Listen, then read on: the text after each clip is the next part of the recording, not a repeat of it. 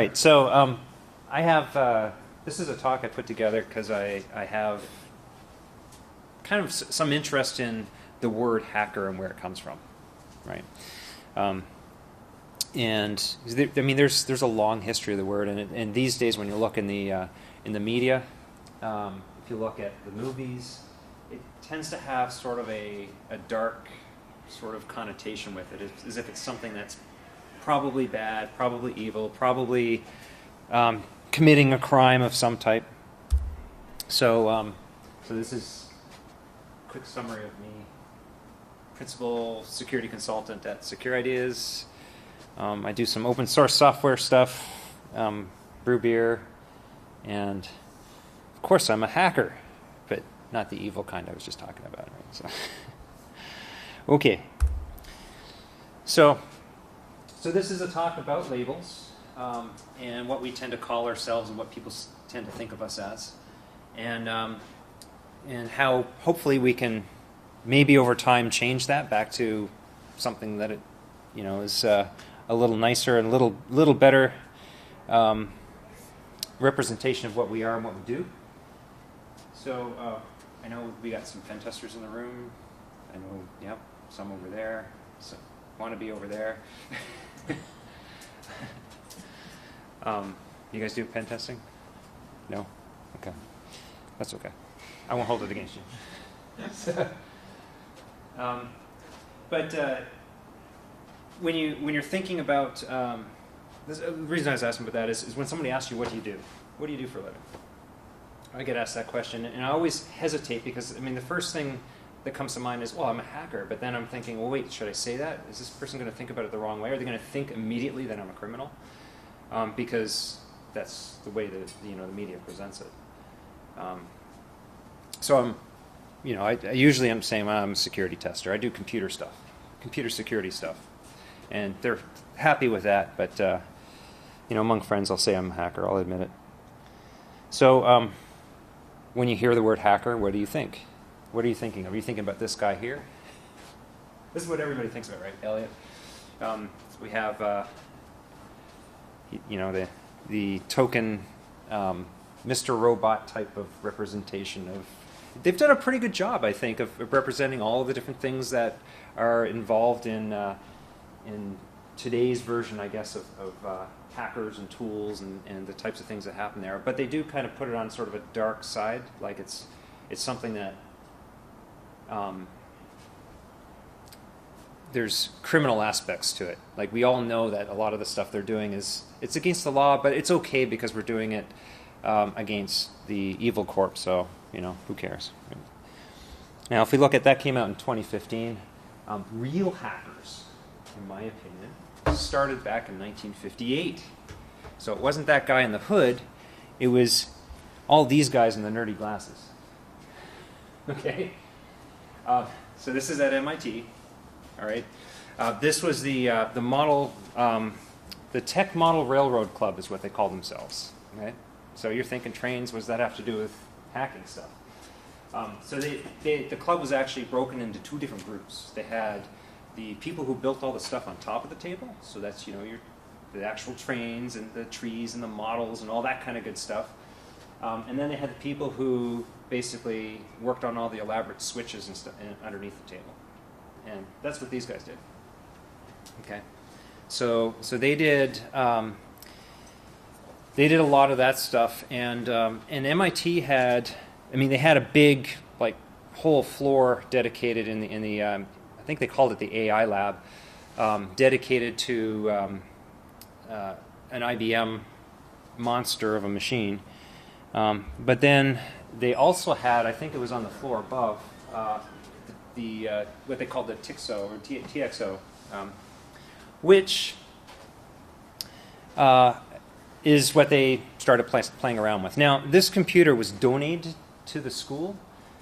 It originally had 64K of memory, and because memory was so expensive back then, they actually got rid of 60 of it. Like, they kept 60 to move on to whatever it was, the TX1 or whatever the next version of the computer was they were going to use. They actually took the memory from this one, which was sort of a prototype, and then left them with 4K. So they had 4K. No operating system. And here, go play with this thing. So these guys, the Tech Model Railroad Club, basically sat down, started messing with it, and they basically wrote a rudimentary operating system debugger. They were able to get sound to come out of it. They did a lot with 4K of memory. Now, I think about that. I had a Commodore VIC-20. That was the first computer I owned, and it started off with 20K, but the operating system took up about 4. Actually, it was a little bit more. Or sorry, it took up a little bit more than 16 of that. So I had 4K total to write programs in. And these guys had to not just write the program in the 4K, but they also had to basically write everything else: the operating system, debugger, so on and so forth. So they were also very restricted on their instruction sets. They didn't have much to work with. To me, that's hacking. That's saying, we have this piece of technology, it only does so much, let's make it do more than it was ever designed to do. That's the epitome of it. The hacker ethic, which I will sort of quote out of a book here, Stephen Levy, he wrote a book called Hackers, Hero of the Computer Revolution. He kind of put this together here. So access to computers and anything that might teach you something about the way the world works should be unlimited and total. Okay. Always yield to the hands-on imperative. I think that last part is probably one of the more important ones for us. Is you can read about something all you want, but actually try it, do it. Get your hands dirty and play with it. That's how you're actually going to really learn things. I guess that applies outside of hacking as well, but that's really what it's about. The information should be unlimited and total. Back in those days, computers were seen as these things that only experts were allowed to even come near. Like if you weren't trained properly, you weren't even allowed in the same room as the IBM beast that was on that ground level floor. So these guys, I mean, they had the TIXO they could play with, but prior to that, they didn't really have. They couldn't even have access to the IBM. It was very, very restricted in there. That's sort of, build your program on a punch card and run it through. But so they kind of started this hacker ethic, and the part about information should be unlimited and total, that doesn't mean credit card numbers and social security numbers, just in case anyone's thinking that. It's really information that has to do with like how do things work. So stop making computers a big secret. Open sourcing things is a really good idea. Sharing our knowledge, making the world a better place. That's what it's all about. Okay, so next they got a better computer, the PDP-1. So this was donated by DEC, and they made a few of these, but they just gave one brand new. Just as it is this time, they didn't take all of the memory out of it. They gave it to the Tech Model Rail because they heard about this type of stuff they were doing, and so the awesome thing about the PDP-1 was this is kind of the advent of computers aren't these big things that are sitting in rooms that only experts can use. This was the concept that maybe they can be more personal. Computers can be things that individuals can interact with. So the concept of a user interface, it looks pretty rudimentary here, right? This is called a flexo writer here on the right. And then they have the screen, which is not like any screen we're used to. And of course, the first really cool thing they wrote with it, they did a few different things, but the first really cool thing they did with it is they built a game. I think that's cool. So they wrote, it's a multiplayer game called Space War, and you may have heard of it. But this is what they did. So they, you can kind of see a little. This is online. You can find Space War online. There's, I don't know if it's Flash or JavaScript or whatever. But they've come up with simulations of it here, and two-player game. And they actually built joystick-like things. Actually, I got a picture of those next. Here. These are some of those guys later on, and they have, joystick-type contraptions. So the first really cool user interface, interactive thing that was ever built on a computer was a video game. I think that's awesome. See, games they still kind of push the envelope, especially when it comes to graphic cards, which we can now use to crack hashes conveniently as well. So that's kind of cool. So this guy here, He's Steve Russell's. He was the mastermind behind Space War. Okay. So he was the main guy who did it. Doesn't look at all like typical hacker, does he? Doesn't have the hood on. He's no. He looks kind of like a geek. Very proud one too, I'm sure. So if we move forward some. So this was MIT, so more on the East Coast. Computers started making their way for using them within clubs and playing with them, and hackers in general started making their way further and further towards the West Coast. And then you had schools within the Bay Area, which kind of led into Silicon Valley later on. So that by around 1970, hackers became, in several areas, became kind of enthralled with another game. This one was, well, sort of a game. It's called the Game of Life. You may have seen this thing before. There's these certain rules. It's actually, the game actually was it came up, a mathematician, John Conway, came up with the concept of the game itself. And so there's these certain rules around how long a pixel survives, whether or not there's other ones in its proximity. Does it become crowded and die, or does it die from being alone? Or does it replicate? And so this sort of thing happened. And the reason why this is significant to those of us in the hacker world is because one of the main symbols that we use is called a glider. Actually comes directly from this game. And I'll show you a picture of a modern day hacker. Some people may know this guy. Muvix is his handle. Okay. And he does the, what's that, Metasploit Minute.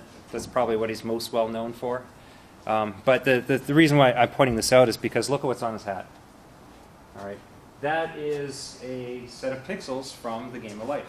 And specifically, that's the set that makes something called a glider. And here's what a glider does when it follows the rules for the Game of Life. And it should start off in a second. Maybe. Or maybe not. Oh, there it goes. Okay. See how that goes? Right? So basically, it maintains itself. It just keeps gliding along the screen. So they thought this was a really interesting thing. So the guy who came up with this, Conway, he offered at the time, so 1970, it's a nice little bonus, $50 to anybody who could come up with something called a glider gun.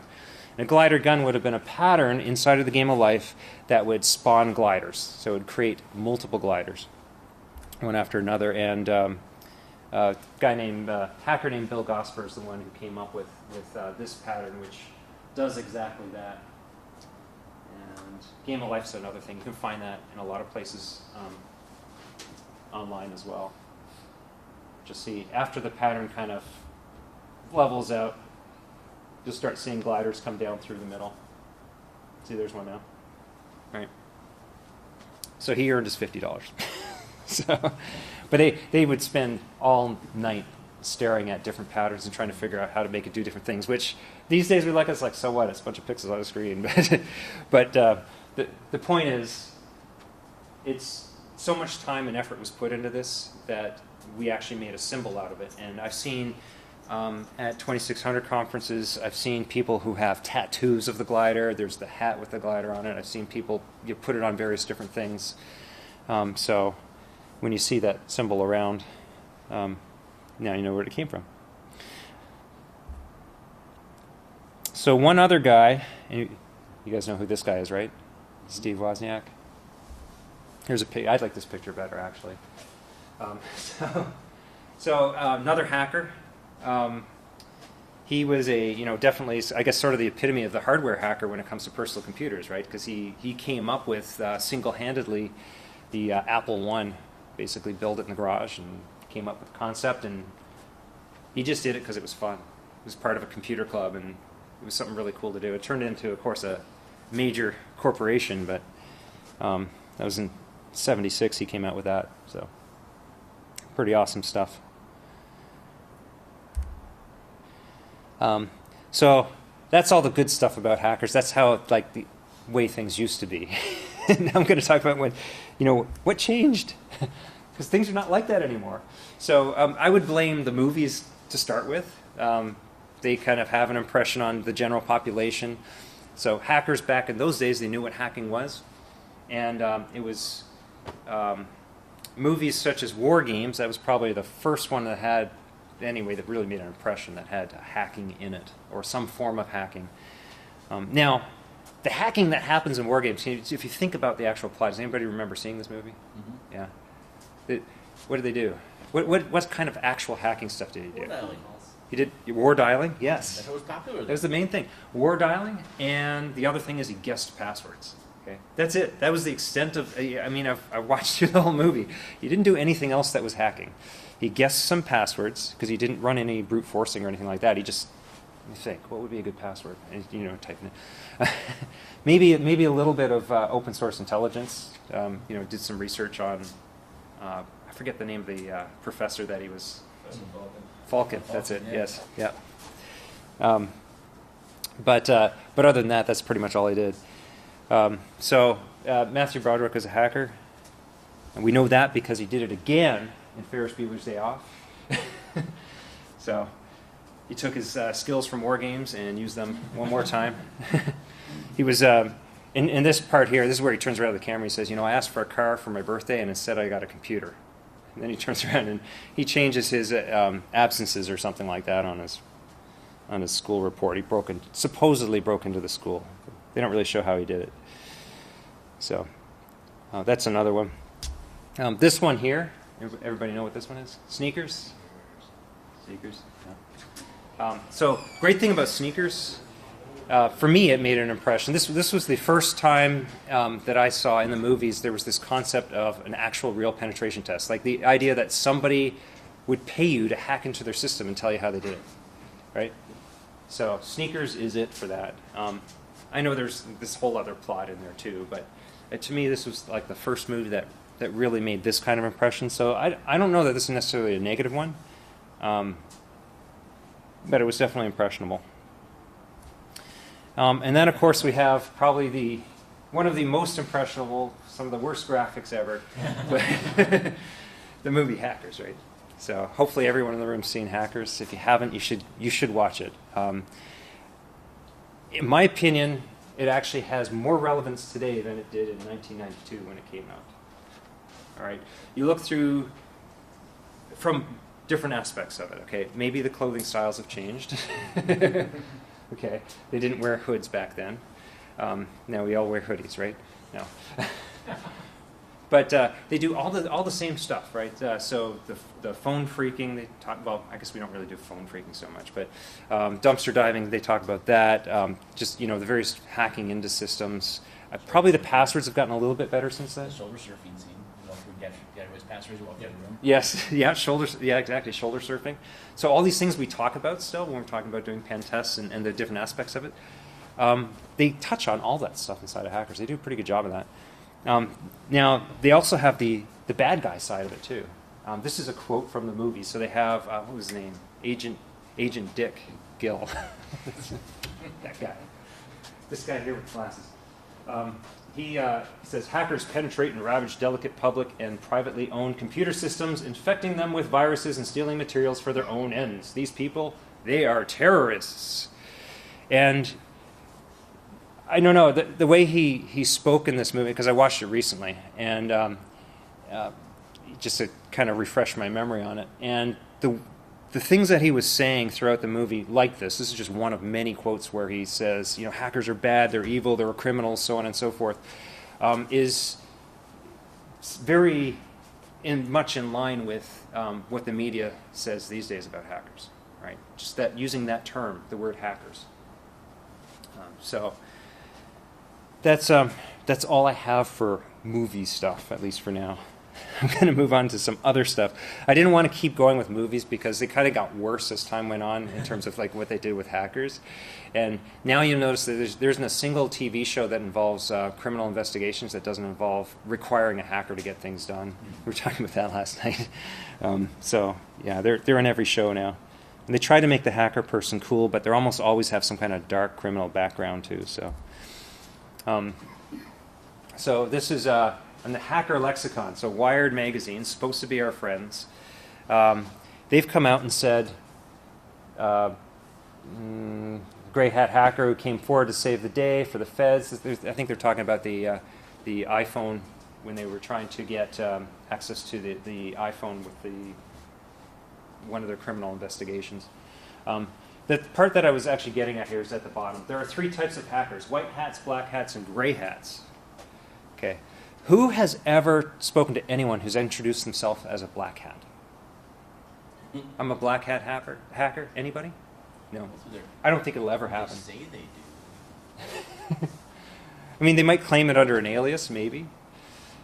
So it kind of makes me mad, actually, that we're all of a sudden hackers are divided into 3 categories, right? We're either good or evil. That's what white hat and black hat's supposed to be, or we're somewhere in between, right?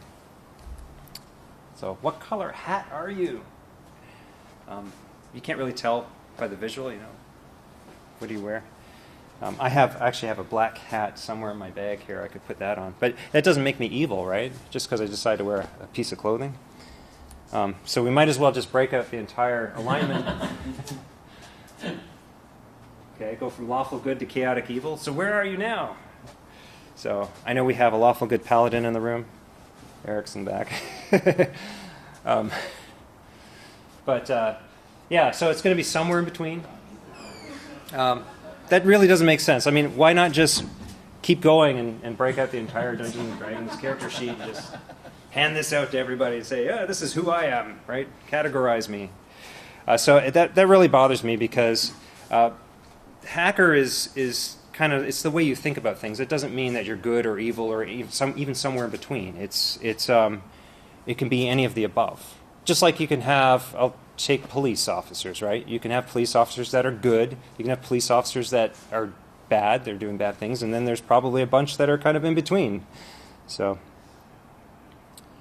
let's take a look at some fairly current news. Play a little bit of a game and look at what's wrong with this picture. So Weave, he's supposedly a gray hat hacker, but if you read on, member of an anti-Semitic network of computer hackers that wages cyber attacks against universities. So he actually, like, they openly say, well, he commits crimes, but that's considered gray. That's okay. You know, it's not necessarily good. He's not preventing crimes. So at what point does it become black? I mean, how bad where do you draw the line? Where do you say, okay, it's okay versus, no, that's definitely wrong. Right? So that's a March 2016, for those who didn't know, he claimed credit for, it was printers and universities that had anti-Semitic messages on them. So, breaking into stuff. Another thing that really makes me mad is this concept of a security researcher. I mean, what is a security researcher? Okay, so we have people out there who basically they hide behind this label to make it okay to hack into things. I'm just a security researcher. Did you ask permission to hack into that? Do you have a contract in place? Are you doing this just to become famous, or are you telling somebody because you actually see a security flaw that you think is somebody's information's in jeopardy of being stolen? What is the reason behind? So they basically use this label as a way to get away with stuff and make it okay. I'm not a hacker. No, I'm not a hacker. I'm a security researcher. So security researcher supposedly is better than hacker. Now, to be clear, I mean, I do believe in the concept of a security researcher, but to me, that's somebody who actually puts together a lab environment and uses the scientific method to prove something. I mean, that to me is security research. Hacking into a website and then saying, well, my intentions were good, therefore I'm a security researcher, so it's okay, is not okay. So one example of this, and I know the picture's a little bit hard to see with the lights in here, but basically you can kind of see it pop up now. This was a guy named David Levin, who in this, I think it was state of Florida elections, he found a SQL injection flaw, okay, on an election website. And he had this interview, he made this interview, and he shows in the interview how he hacked into it, some of the accounts he got, logged into it. This is all on YouTube. This is where I got this video. Okay, I just pulled it off YouTube. And it goes through, okay, this part of it anyway. So he puts all this information out there. Then after he puts out his video, he tells the organization, oh, by the way, there's a security flaw in your system. Does that sound like responsible disclosure? Anybody?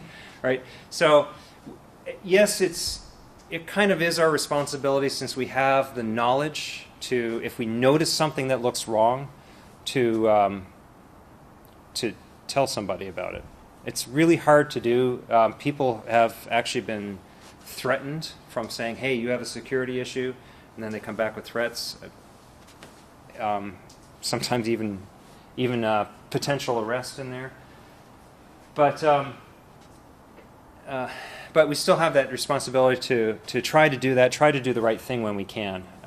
So some of the things that he did wrong here, first of all, he disclosed things in the incorrect order. That was one of the main things, right? The other thing is, if you find a SQL injection flaw somewhere, like let's say you put a single tick in and you get a SQL message back, don't go and see how much data you can get out of the system.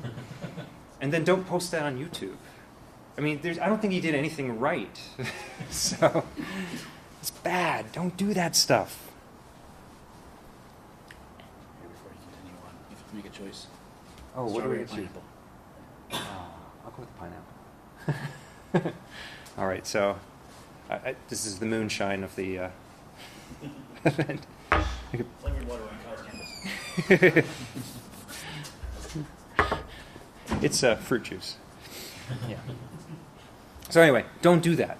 And one of my best examples of what not to do, or what we shouldn't do as hackers, is what this guy does. So Gregory Evans, self-proclaimed hacker number one. And I don't even remember the list, and I don't care, but he's basically claimed credit for every major awesome thing a hacker could ever do, to try to basically gain fame and fortune out of it. Okay, and that's not what it's about. We're trying to make computers available to people. We're trying to make it a better place. And his approach is just all wrong. There's whole websites that basically cover all of the claims that he's made and debunk everything. So basically, he's full of crap. That's all you need to know about Gregory Evans. Okay, so in the media, this is fairly recent stuff. And yeah, here we go. More than 130 restaurants in the CC's pizza chain were the recent target of hackers. Okay, and customers' credit cards may have been stolen. So these were probably cyber criminals. Maybe they used computers to break in, but that doesn't mean they were hackers. We don't know from that article exactly what they really did. Did they actually come up with some new technology way of breaking into stuff, or did they just run some automated tool? Here's another one. Researcher accused of hacking voters lists. So now we're talking about, now researchers are even bad. Anybody ever read the Hacker News? This was an article from there. The Hacker News. 26-year-old hacker has been sentenced to 334 years in prison for identity theft as well as mass bank fraud in Turkey. It sounds like this was a fraudster and a thief. Doesn't sound like a hacker. Right? But the article, I mean, it really does us wrong. It's saying, okay, hacking is bad. You get 334 years for hacking. No. It wasn't for hacking. It was for stealing stuff. The thief. Hackers from across the world will also be on the prowl trying to exploit the international event. Was this the Olympics? Yeah, the Olympics. So this came out shortly before. So again, there's not going to be any criminals there, or thieves, or fraudsters, or anything. Just hackers. That's all we need to worry about, because they're the bad guys. So it's a perception thing. That's a problem, right? Okay, so Hackers for Charity, great organization, great intentions. They do a lot of good work. The I Hack charities, if you ever wear one of those shirts around, you start getting weird looks from people because they're like, that's bad, right? So this is an example of a good use of it, but it still gets perceived incorrectly. And that's kind of why I wanted to point that out. It would be really nice if when people saw this, in general, they recognize that this means these are people who try to make charities work better. They try to really help the people who need to be helped. There's so many organizations that claim to be charities that basically a lot of the money gets sucked in and delivered to the top level CEOs and whatnot inside of the organization, that the people who actually need the help don't ever receive as much as they should.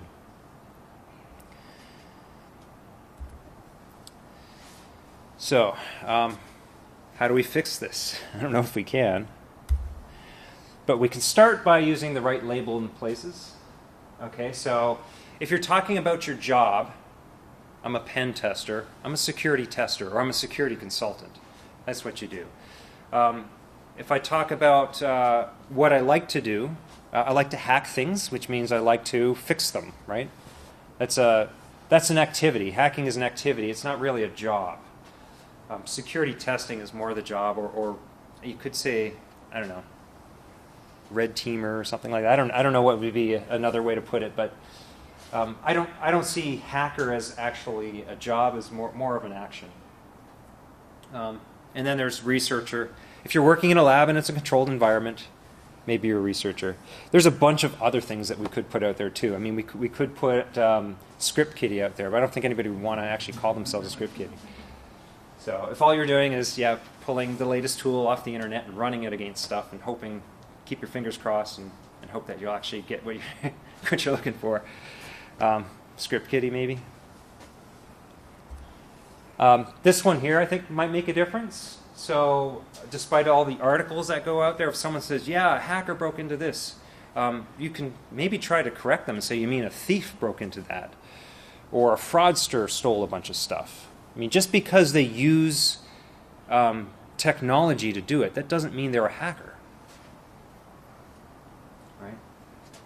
So maybe they scam somebody, maybe they're an intruder, they break into a system, they're an intruder, breaking and entering, The other thing we can do is we can just do the right thing and do it correctly.